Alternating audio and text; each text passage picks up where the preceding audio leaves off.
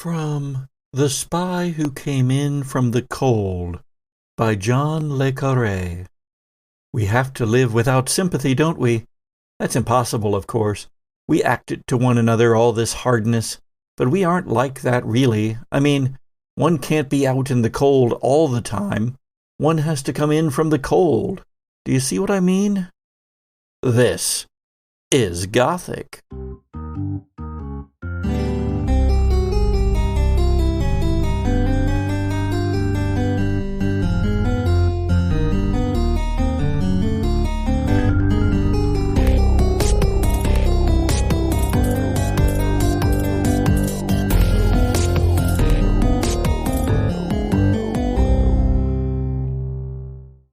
The Gothic Podcast is a horror and humor actual play audio drama. As such, it contains material, including our jokes, that may not be suitable for all audiences. Listener discretion is advised. First time this season, there are as many of us in one state as the other. We are tied for numbers of cast members in any given state. Now we need a college football game against the two. I bid you all, sojourners and cast, hello from the lovely United States Midwest, Missouri. It's a place. Where it's a place. Should be doing a Contemporary Now episode that I could record from Macon. You can record from Macon. Yeah. I'd have to use a hotspot on my phone. I will be lucky if I have the internet bandwidth here to make this happen tonight, so we'll see. Also, sojourners, I apologize for my audio quality. Hey, as long as it's not mine this time. Or mine. Or I have to talk really deep like this so that it comes out like it sounds like on my regular microphone.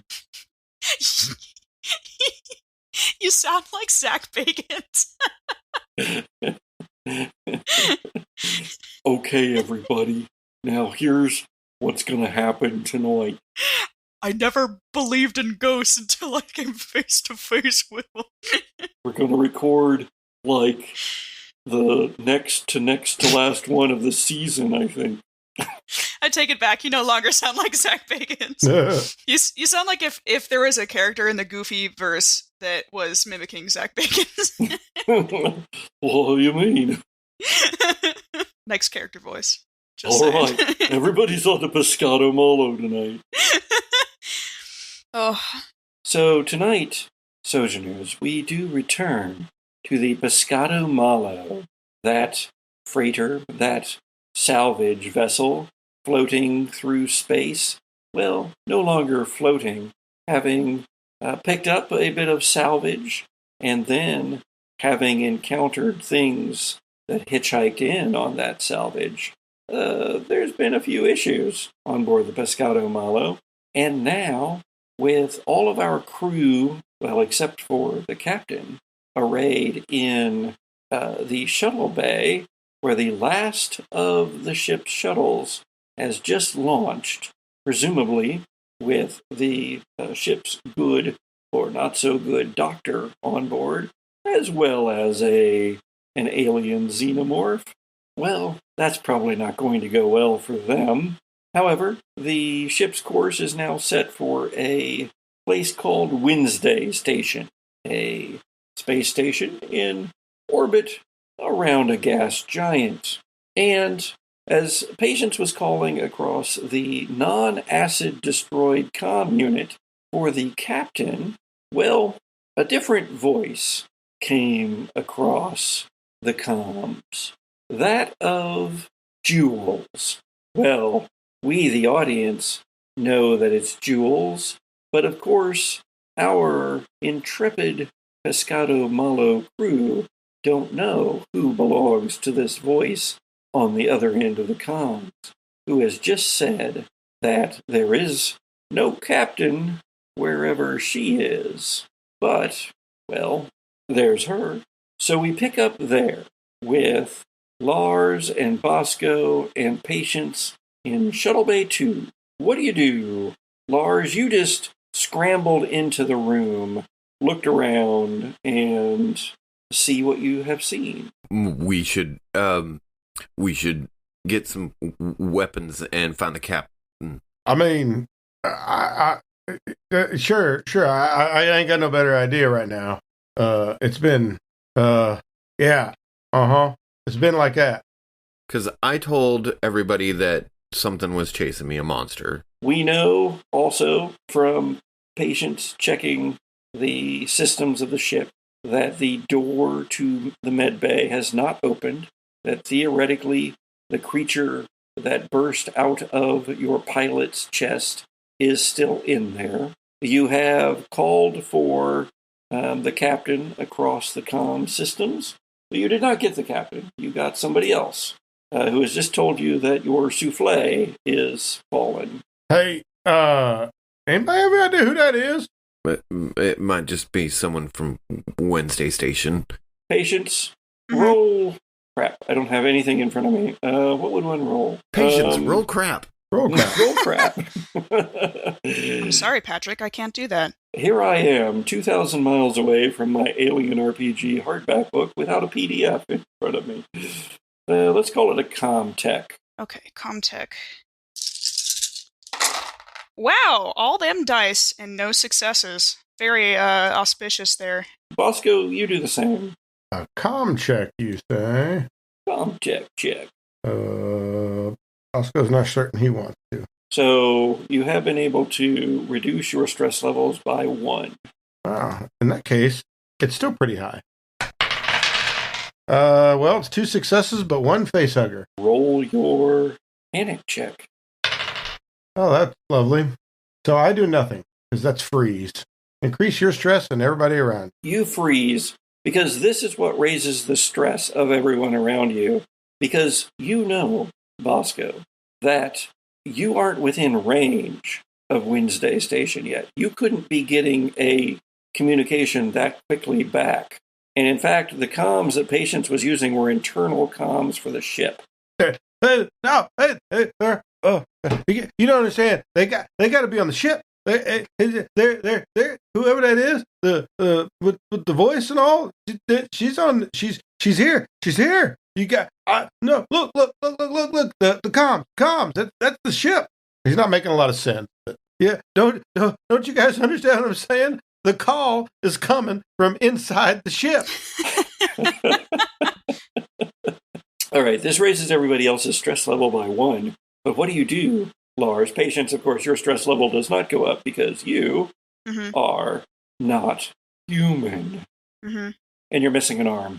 Yeah, I'm armless, as it were. Been disarmed. Please identify yourself. This is Patience, engineer of the Pescado Malo, who is speaking.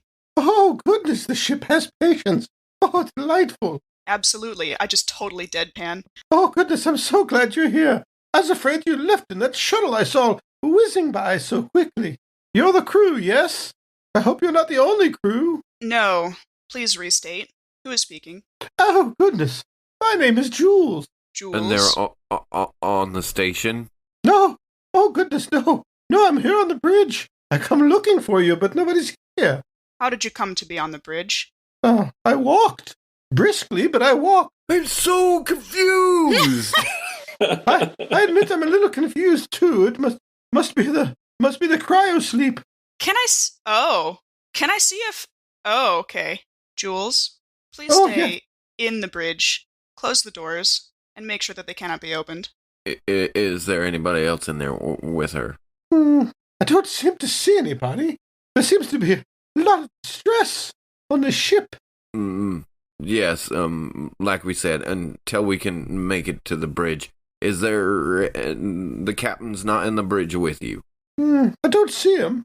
Unless he's very small, I don't think he's here. You should lock the doors until we can get to you, ma'am. Oh, splendid. I'd love for some company. I'm sure we have much to discuss. Indeed. And I give like the cut symbol, like the cut the mic to Patience. Already taking my finger out. And I would like to go over to Bosco and try to calm him some down. If I need to grab his shirt and pull him right next to my face and be like, Bosco, you need to pay attention. Where's the weapons? What weapons? Weapons? We need weapons, and we need to get to the bridge. Well, there's, some pistols on the shuttles. Lars, make a command check. Oh, okay. Oh, that's not going to be great. Oh, that wasn't bad. 1 success. Bosco, you can choose here. I suspect you're going to want to choose to calm down a bit, which will reduce your stress level by 1 and unfreeze you. But it's going to come at a bit of a cost, perhaps psychologically, because it is Lars who is the one who is calming you down. Yeah, sure. We'll do that. Yeah, like I said, weapons. Yeah, like I said, that they keep a couple of pistols stashed away on the shuttle. And he looks to the now empty shuttle. Humorous moment where we all just look in the same direction. Yeah. And any of the welders or bolt guns, we need to pick them up. We need to get to the bridge. Hey, be down in there. The engine room, with her other arm. I guess we could see if we can get through there. What happened? Indeed, I would like to rearm myself. Patience, whatever you are. What happened to your arm? The answer to your second question, Lars, is that it was torn off by Lazarus Kane, that creature that I just threw into the shuttle and launched. And the answer to your first question is that I am, of course, an android. Right. As you can see. If it helps, I have always been one. Got it. What can we do to save ourselves? Well, unfortunately I wasn't programmed for rescue from hideous monstrosities. But this is my ship, and it's my job to make sure it functions. And it needs a crew to do that. Let's stay together, find those weapons, get to the bridge, and find this mysterious Jules. So you're going in search of a mysterious jewel. We're going in search. We are treasure hunters. We are searching for jewels. It's really hard to say that in a monotone. You want something with which to defend yourselves. There is, of course, firefighting equipment. No axe. I'm sorry, Lars. Aww. I can have an episode without it. It's all right. Could he have like a suitably ginormous wrench or something that would... I think he already dropped his suitably ginormous wrench. That's too bad. But there is firefighting equipment. There are, various crowbars and giant wrenches and things like that in various lockers and such along the way from the shuttle bay, which is on B deck, back up to A deck, and forward to the bridge. So you could pick up some items. As far as weaponry goes, as Bosco said, there's usually something stored on the shuttles, and there is a weapons locker. It is on A deck. It's one deck above you, and so thus toward the bridge. But it is only unlockable by the captain, who has the codes. Patience, is there any way to find out where the captain is? Do we have any kind of computer, how many life signs are reported? Or anything like that we can do? That would be something that you could reconfigure the ship's sensors for, but you would need to be on the bridge. Okay. All right. Once we get to the bridge, I can try to reconfigure the ship's sensors to attempt to identify and locate anyone else living left on the ship. Okay. Bosco, you ready to move? I don't know, man, but I'm willing to give it a shot. All right. Just stay close. We'll pick up weapons on the way. And I'm on the way, I would just look for anything, especially in the room. If there is a crowbar, even a fire hydrant or a fire extinguisher, anything like that. Yeah. Handy at that moment. I was just thinking the same thing, that a fire extinguisher might be really inconvenient to a xenomorph. Yeah, there's definitely a fire extinguisher. There's also the jack, is it, that Bosco used to jimmy the door closed that broke it as a jack, but it can still be used as a big heavy mallet-like thing. And there is a tool set, and it's a tool set where you could work on the shuttle. So it's got some big, hefty items in it. So arm yourselves with what you would like out of that. Are we headed back to engineering at all, or are we bypassing that? It's kind of bypassing it. We're going up and over instead of back down. Yeah, okay, yeah, we don't want to do that. You're going up, you'll be going by medical, which is where Lars trapped the creature that exploded up out of Javier's chest. And as we move up towards, I would lean towards going towards the weapons locker just in case. Yeah, I bump agree. into the captain along the way. Am I leading? I'm leading. Lars seems to have taken a bit of a lead here, yeah. You even made an effective command roll. I'll bring up the rear then. Keep Bosco in the middle. Yeah, that's what I was thinking. You begin to make your way up to A deck. Lars, of course, lead the way not to the elevator, but to the ladder well, not willing to be trapped inside of a box, a very small box, especially since it's kind of still creepy that Patience's arm is oozing white liquid. But you make it to the ladder well that goes up, one that you just come down not too long before, and you climb up it. And now you are in that junction. One way goes over to the med bay. Straight forward on the ship goes toward the bridge. And the bridge in moments. But Lars, Patience said that the doors were still closed. But are they? Is the thing still in the med bay? I would post up in the corridor, kind of towards med bay. You go ahead. I'll follow behind. I just want to make sure. And I'd also start explaining what these creatures looked like. They were kind of like big insects in a way. It looked like they were giant black ants with different heads, but they look kind of like humans. So be on the lookout. Check your corners, and I'll follow behind.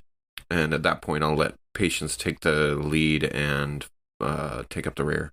Bosco and Patience, you notice off to the right, off to the starboard side, there is a corridor that goes a little ways. It's always gone to like a service closet, but now there's a wall missing, and the corridor seems to go on around, curving around forward. There was never a corridor there before. I put my... Well, I only have one arm. Put out my fire hydrant, I guess, to stop them, and kind of fire hydrant. Fire extinguisher is what I meant to say. There's a piece of fan art that I'd like to see. Anyway, just carrying a whole fire hydrant. I kind of want to just take a closer look and see if it looks like the door was constructed and it has just been hidden like a secret passage, or if the bulkhead itself has been melted by the acid blood into a space on the other side. It is. I'm not even going to make you make an observation roll on this one, because it's fairly obvious that there was a false wall there. I didn't know this was here. Is this kind of a deja vu moment? Oh, it totally is. I don't remember there being a hallway here. Neither do I. Anybody know what? How do you say this? What the hell's going on? Patience. That was where Dr. Shaw had some kind of secret electronic room. Do you think we can use the systems to find Captain? Maybe. Can I go check it out? Yes. Watching the halls behind us as we make our way that way. Then it's just one dead end hallway, right? It goes into a little room. So yes, it curves around the usual piping and such. It's obvious that this was part of the ship originally. In fact, it has the configuration of a med bay, but that's not the gear that's in here. The gear that's in here is Spartan, but high tech. There's a laptop system that's set up to multiple screens. it's better equipment than what the Pescado Malo has on it.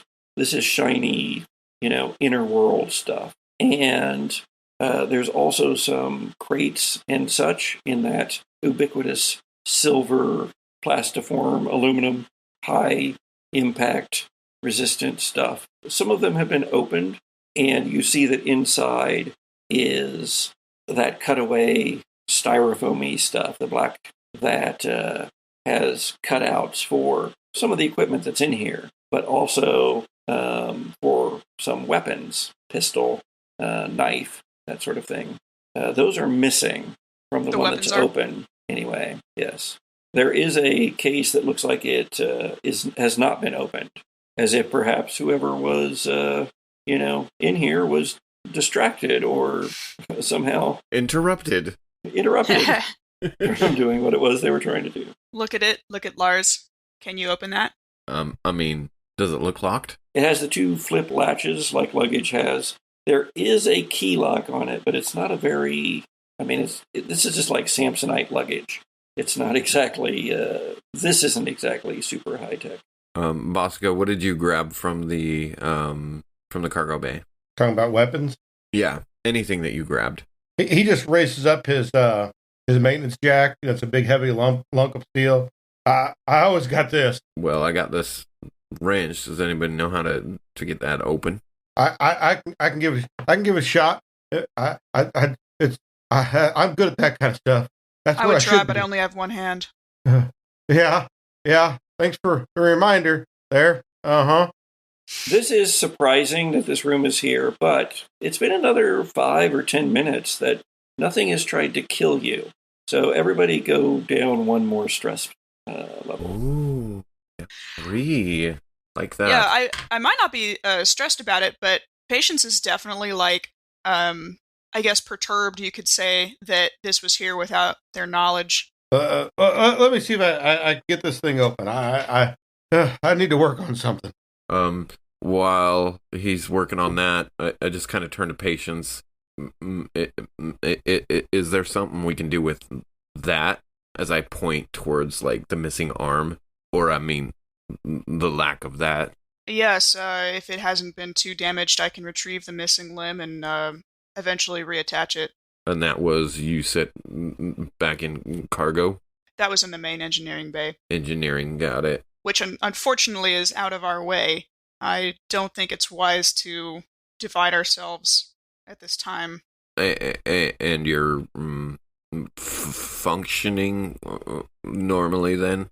I would like to stop leaking. I look around for anything that I can just clamp that line off with. While he's doing that, I'm going to sit down and start looking at the equipment and see if I can parse what it's for, what it does, and see if I can do a ship scan, captain locate, action. As you are looking over the equipment, Patience, and as Lars is taking the hair tie out of his hair in order to clamp off your hydraulic fluid leak, and as I have nearly made Jesse spit up the drink that he just took a sip of. Up in the bridge, Jules, you're in the bridge of a starship. What would you like to do? Well, let's tinker around.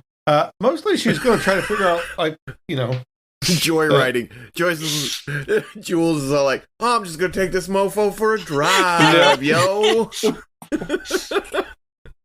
She's probably going to be mostly interested in some hard fact first. Let's find out the date, location, and then probably even look up, let's try to look at some ship's logs, or if she can't get that, maybe some personnel entries, anything that's going to give her information that she might need. Geez, that sounds like 5 Comtech rolls. Do you want to do surface level stuff, or do you want to dig deeper into Comtech territory? Let's start out with surface level stuff. She doesn't know how much time she has. Initially, it's pretty clear from what you have here in front of you. Now, you're in the bridge of what apparently is called the Pescado Malo, a very strange name for a ship, the Bad Fish. But here, it's dark. The only lighting, the only illumination is from the control panels that are arrayed in 2 different tiers. A lower tier where there's a couple of seats for pilots, navigator, perhaps. And then the seat you're sitting in, the captain's seat, which is on the upper tier, which has a smaller command console, but just as many lights flashing on it. And of course, the entire front of the Pescado Malo's bridge is a wraparound set of shield glass where you can see out into the infinity of stars. And in fact, even the basic ship's log stuff is available at your fingertips here. It's not kept behind anything serious as far as security measures go. It's like there's a password, but there's also a sticky note stuck on the edge of the chair. And so it's easy enough to quickly flip through the ship's logs for the past day or so and read through them, skim them, not get details, but skim them. These are not the captain's personal logs. These aren't going to contain any secret missions or anything like that, but it's just the things that have happened recently. And so you get a bit of information here. You find out that this is the Pescado Malo. Indeed, it is a deep space salvage vessel. It is a deep space salvage vessel. Registration number 3202201 brackets 05 brackets. And that they were on a salvage trip that they don't appear to have gotten a lot from. They have a lot of gear here, but they don't seem to have actually acquired a lot of salvage. And that this is a Cain Lazarus Corporation licensed ship. It's a freelancer, but it is currently contracted on a long-term contract by the Cain Lazarus Corporation. Oh, goody. Sojourner Unlimited is the other company, the other big company, and it's been on the decline, so there's really just Cain Lazarus. In fact, Wednesday Station is a Sojourner Unlimited holding that was sold to private concerns, but who those private concerns are, who knows? Well, goodness. On seeing that, she's like, oh, thank heavens, a bit of luck, finally. It's been not a lot of that lately. Maybe things are looking up. And then something like a day ago, a distress ping from a something was detected by the ship. And the ship redirected to pick up this new salvage, as it turned out. A cryo chamber plucked from space, the cold depths of space. It seems to have been a functional cryo chamber, as you can attest, and that's about it, as far as what you can come up with quickly and without digging too deep. I mean, that's quite a bit. I imagine it takes her a little bit to have sorted that out. Oh, and by the way, she will have taken the recommendation and closed the door to the bridge. It's one of those big valve door, and then it's got this big turning wheel handle on it that you spin to the right to engage the locking mechanism. Oh, goodness. An old lady shouldn't be doing work like this, but we must make do. Now, that will actually close the door, but that can be opened from the other side. There are controls up here to lock the door if needed. Yeah, she'll look for those. That makes sense. Something seems amiss. I suppose I should lock it. Easy enough to find that as well for Jules. And the quick punch of 2 or 3 buttons in the correct sequence, and ka-clunk, ka-clunk, ka-clunk. 3 bars extend outward from the door. Perhaps I missed my calling. The only other information that you got is that currently the ship appears to be on a course set for Wednesday Station, a space station around a gas giant. Oh, this gets better and better. Back into Carla Shaw's secret chamber. Patience. Comtech up. Okay. 3 successes. Ooh, nice. Patience is rocking the comms there. Here's what this gets you, Patience. You get into the system. You're able to break the security that Shaw had on this. what it isn't is hooked into the ship's systems. So you can't use this to do anything with the ship. This is actually sending signals to an exterior location. Oh. This whole setup is a long-range communications system. Carla Shaw was talking to someone. Well, now I know why I wasn't aware of this system. It's not attached to the ship. It is, however, connected via long-range telecommunications. Turn and look at you. She was talking to somebody. Can you find out who? That's a great question, Patrick. Can I find out who? Did I have a good enough roll with 3 successes? 3 successes, I think with a little bit with one of arm time. going crazy, like Yeah. showing off with one arm, like Yeah. Haha, you hackers that need 4 hands for 1 keyboard. I only need 1 hand for 3 keyboards. The communication has several layers of encryption, but it is nothing for you, patients, to strip all of that away now that you have the basics of the security that this is operating under. And in fact, you've seen the some of this encryption before. It is encryption that's been embedded in the electronic communications and contracts from the Cain Lazarus Corporation. Oh, she was using corporate encryption. The final destination of the chain of communications appears to be Earth, home of the Cain Lazarus Corporation. Or as they call it, they're in their own hallowed halls, the house. Oh, no. what? Whoa! Sorry, that was loud. Oh, wow. Kind of do that thing where I take my hand, singular, like dramatically, slowly off the keyboard and turn and do a slow look and just be like, she was communicating with the corporation headquarters on Earth. What? Well, that what for? I mean, can't they just do that anyway? Why do they need like another thing for that? I can only surmise it was to go behind our backs. I'm just confused. Can I find out the kind of information that's been sent back? Things like, if I can see what kind of data has been transmitted? Yes.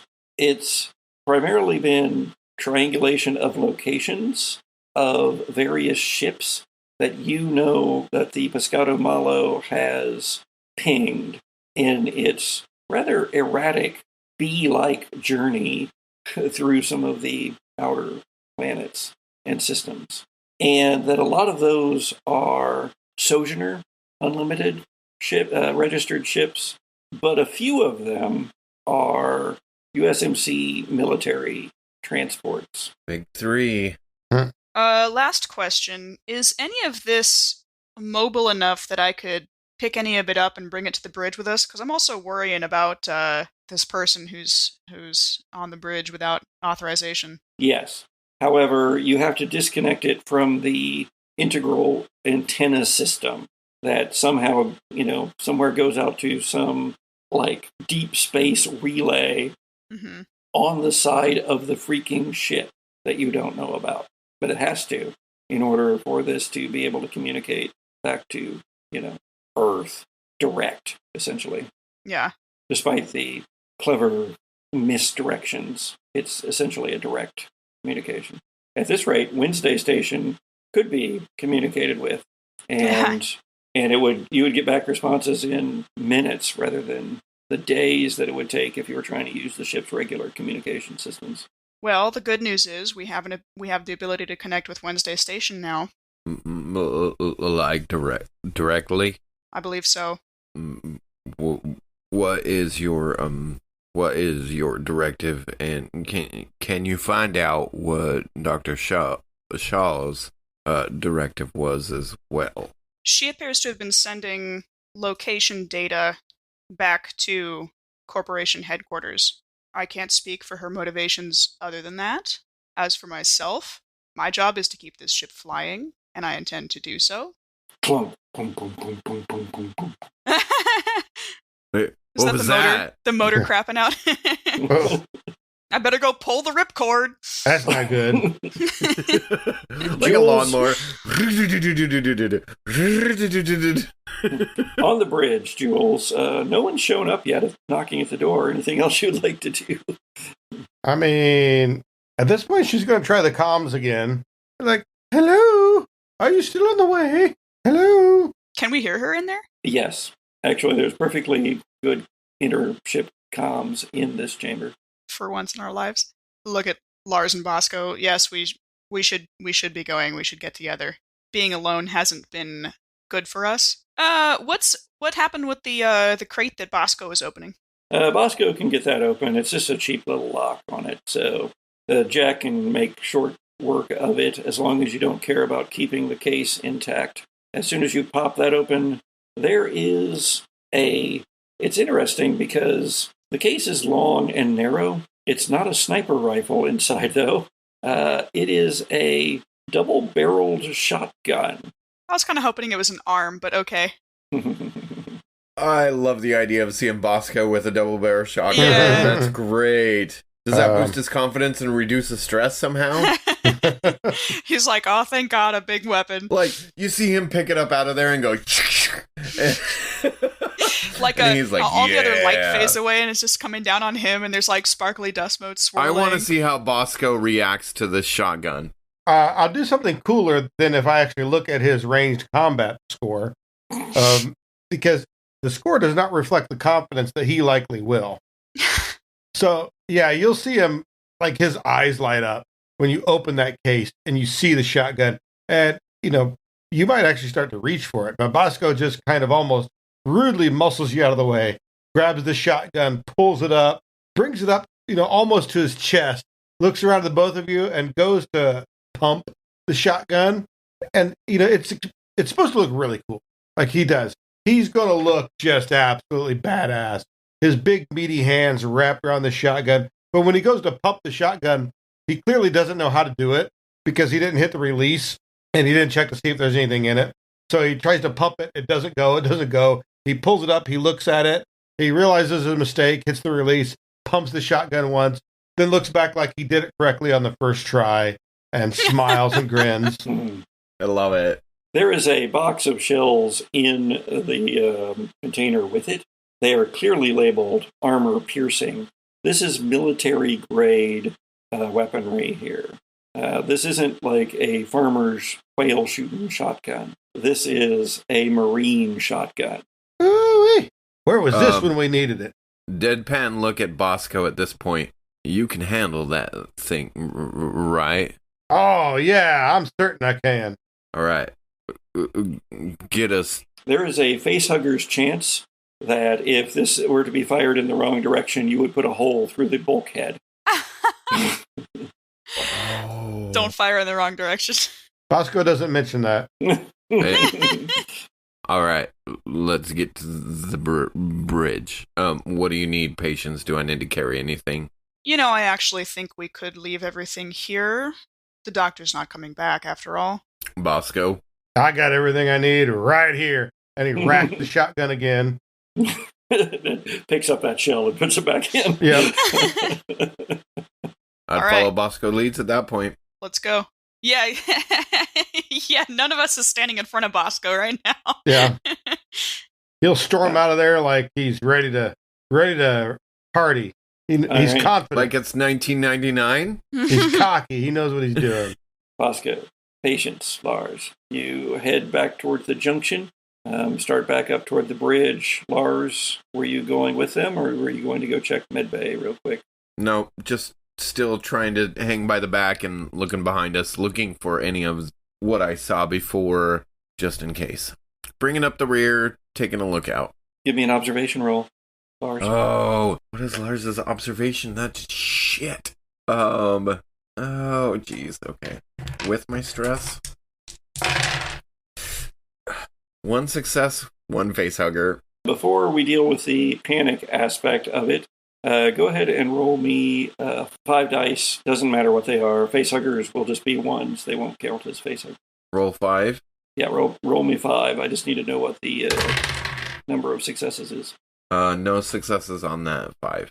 Because, Sojourners, I also didn't bring any dice with me here to the Midwest. Okay, now let's roll a panic roll for you, Lars. As you see something move in the shadows of the emergency lights as they flash down the corridor heading toward the mid-bay. Panic is a d6 plus my 3 panic. Oh, that's not good. 9 is a drop item. Increase your stress and drop a weapon. So Bosco and Patience are already headed down the corridor forward toward the bridge. Lars, you are at the junction. You glance down the corridor toward the med bay because you can't help it, and because you have today been too close to death too many times. And the shadows shift. You don't see anything specifically, but it's enough to freak you out. So I think that, Lars, you probably drop your wrench and hurry after the others. Because it may have just been the strange shadows cast by the emergency lights. Or maybe not.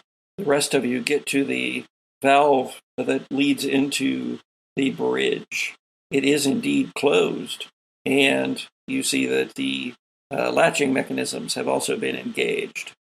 Is there any kind of like a porthole or, front door peeking thing that we can see onto the bridge, or do we have to just have to knock?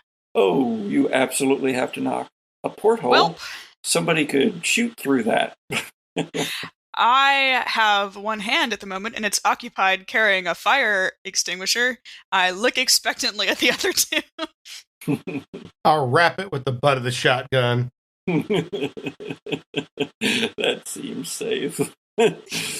Careful, Bosco. Jules, there comes a rapping, a tapping at your chamber door. Hello? Is somebody there? Nevermore! Quoth the android, nevermore. Oh, there we go. That is the name of this episode. I love it. What do you do out there? You hear this come across the door comms. It's the ship's crew. Are you safe inside? The crew? Oh, yes, I'm quite safe. Are you sure you're not some big scary monster or nothing like that? Well, I suppose that would depend on one's point of view. You might want to mention you're missing an arm. I am missing an arm. Oh, I'm okay, though. Well, I suppose that's quite the story. Perhaps you should come on in, and she'll go ahead and open up the door. Moving in. Shoving. Let's go. Lock the door behind me. As hurry as quickly as possible. Oh, goodness. Well, I'm so glad you're here. So, Jules, what do the crew of Pescado Malo see?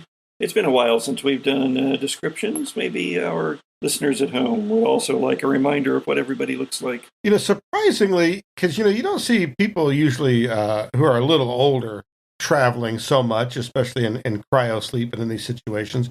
But she does appear a little older, maybe a little, soft around the middle. She's not your, typical spacer who tends to be a little more lean. She seems to have enjoyed many a great meal. She has a fairly pleasant smile about her and a cherubic face. But, she is a little older. She's, still wearing the basic outfit that you would have from cryo sleep. But you can see she's trying to take a little effort to fix her hair somewhat. As a matter of fact, even as you're coming in, you see her adjusting it a little bit, almost out of instinct, making sure that her hair is just fine. But if you can imagine, maybe a dear great aunt or someone like that, a loving family member, she has all the appearance of what you'd expect to find at a holiday meal, not necessarily in the bridge. Patience, what are you looking like, especially armless here? Oh, Patience is of average height and indeterminate gender. I think that Patience probably has short hair for practicality's sake, and they've been fairly grimy on account of working with these big machines all the time, and so I imagine Patience with a certain level of earthiness that just coats their entire person. I imagine dark eyes and intense brows. Also, one of their arms is off, and their side is just coated in a waterfall of white hydraulic fluid in varying levels of dryness, and the hydraulic tube sticking out, the one that's been doing most of the oozing, has been tied off with a hair tie. Lars? He's kind of a big, beefy, southern kind of guy. Doesn't look too intimidating, but looks like he could throw down if he needs to.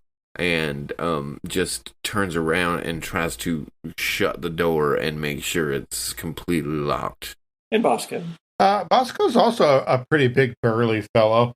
He seems like the kind of burly fellow that you'd find in every shipyard, every maintenance room, every dockyard, or all around the universe. Almost so much so that he seems to blend in just out of genericness, but that does seem to be in contrast to his overall size. He's the everyman that is everywhere, and he has the typically the whimsical attitude to go along with it. You all get into the bridge and you get the door closed, and you're faced with this tourist. Oh, goodness, an android. It's been a while since I've seen one of your kind. Do a little head nod. So it looks like there's been an adventure. You could call it that.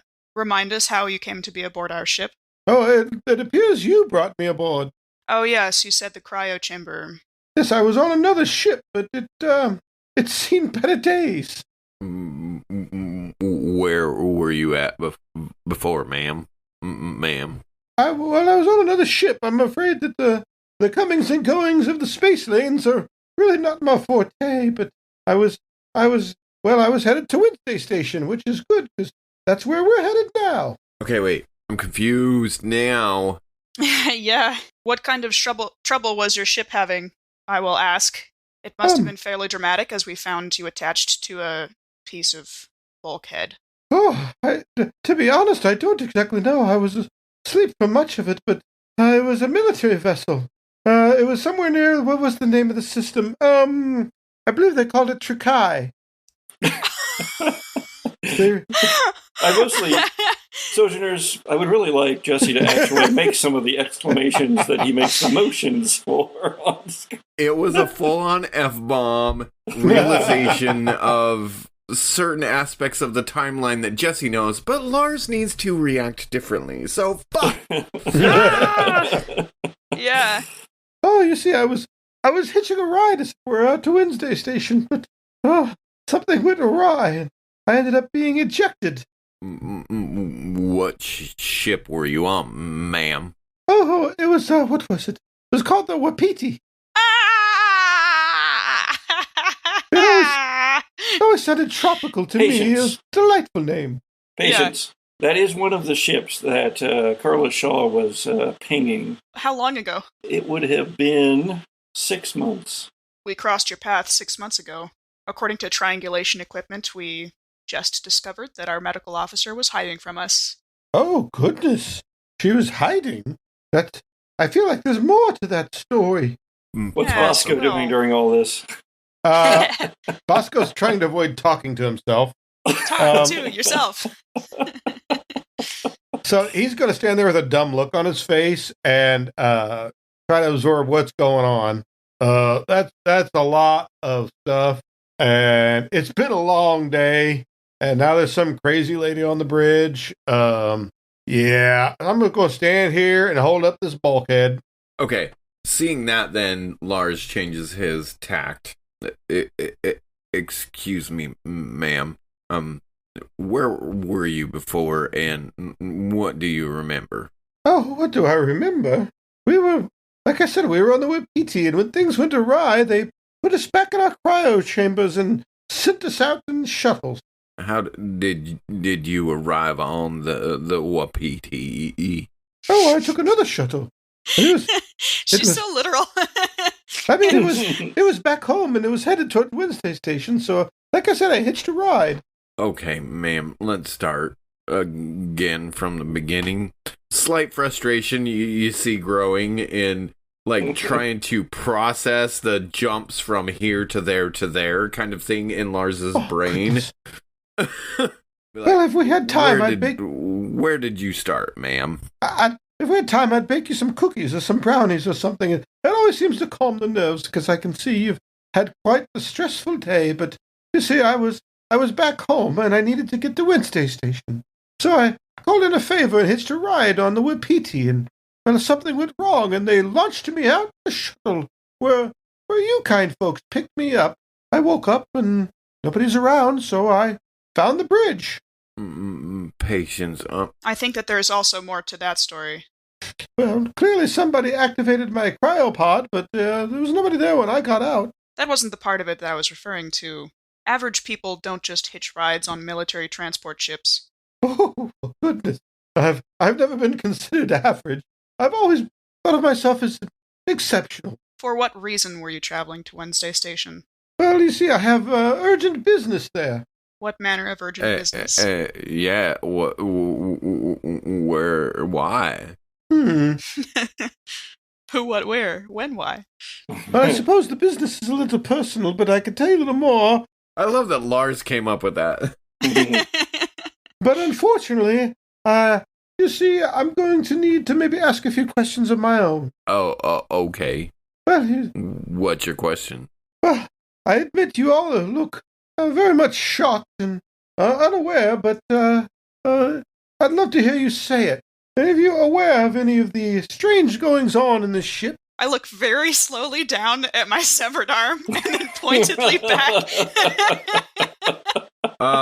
Yeah, and Lars is all like bright-eyed, like, how does she know about those insectoid-looking mofos kind of thing? Why, yes, as a matter of fact, trouble started when we brought on board a piece of salvage containing a functional cryo chamber. Oh, goodness, yes, that was me. Mm-hmm. You said something earlier about your medical officer. Oh, that's just a small part of our immediate problem. Were you transporting anything biological with you? No, just me. They wouldn't let me bring the kitchen. Perhaps we should know about? No. Like I said, they wouldn't let me bring my kitchen. Not a single herb or spice. Love to have some nutmeg. My goodness, always good cinnamon. in a pinch of nutmeg. A pinch of nutmeg. No. I'm afraid I was traveling light. Nothing but my wits. Yeah, since I am capable of doing engineering stuff and having a conversation at the same time, I'm gonna just start on the internal sensor sweep thing. Okay, give me a comtech. A comtech. Mm-hmm. One success. Okay. It's going to take a little while, so you're working on it as you're having this conversation. So. Yeah. Were you aware of anything on the ship that might have transported with you onto our ship? Well, I mean, I suppose it's possible, but I was unaware of anything of the sort. But also there's questions about what happened with the Wapiti that I don't know the answer to. Ma'am, to be honest, we've been dealing with some, I'm not gonna say alien, but it was aliens. Your hair is entirely too neat to deliver that line. The listeners don't know that. I suppose that would make sense. I vaguely remember a lot of screaming and shooting on the Wapiti before they launched me into space. And you didn't think that was relevant? Well, to be fair, I'm a little groggy and, the cryosleep and all, but some of it's just now coming back to me. Well, ma'am, I think that your problems may have followed you here. Very peculiar, but I think the biggest mystery is, I think there's a chance your medtech was hiding more than just a little, what did you say, a transmitter? Yes. By any chance you don't all know who you work for, do you? We all trade glances. We signed contracts for this salvage operation with Cain Lazarus, and communications from our former medical officer would point in the same direction. Don't forget, we have many connections with our crew with the USMC. Yes. Well, my goodness, there's so much to take in. I think that maybe we should figure out about these this transmitter a little more. You see, well, our dear android friend over here is very astute and very observant, and, yes, of course I haven't told you everything yet. We've just met, after all. As I said, I'm Jules. I suppose at this point in time, I guess I'm Captain Jules now, aren't I? But, you see, the Cain Lazarus Corporation, they are my dear employer. So we all work for the same team, as it were. And what's most important is that I find my way to Wednesday Station. This does not sit well with Patience at all, and I don't think they do a good job of hiding that.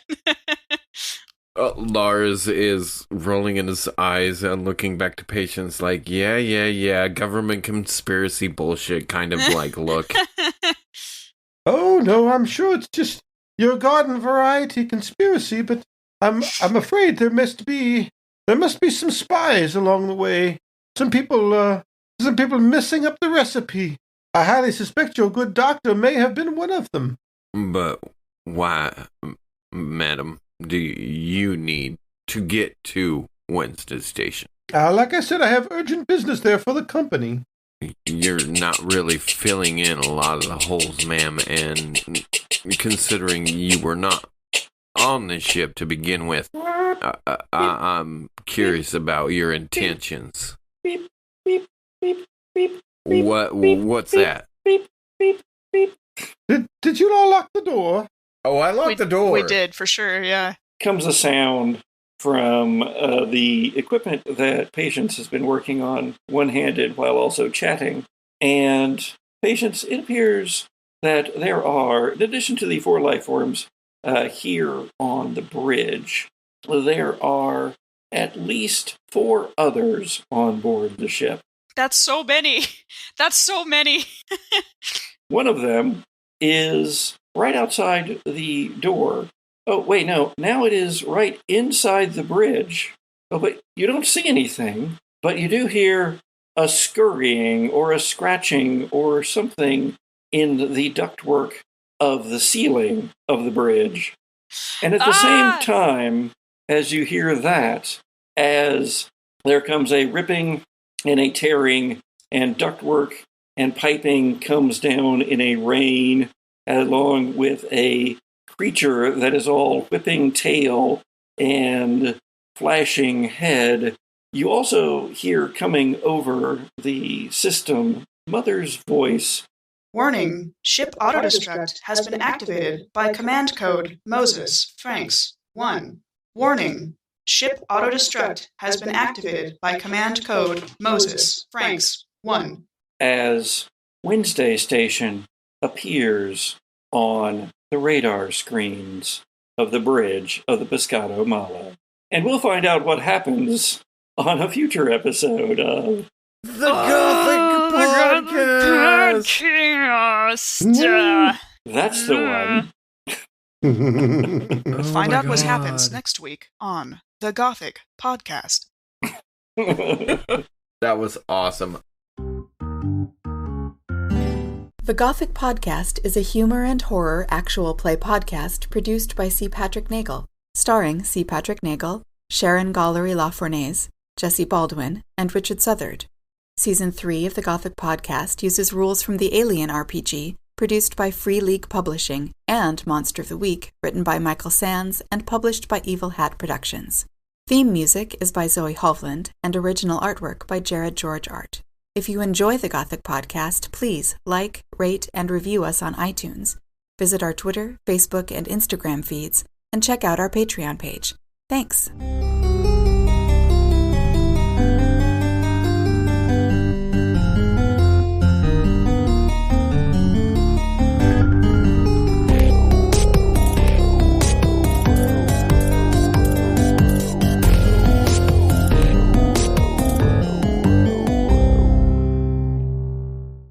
I can only surmise it was...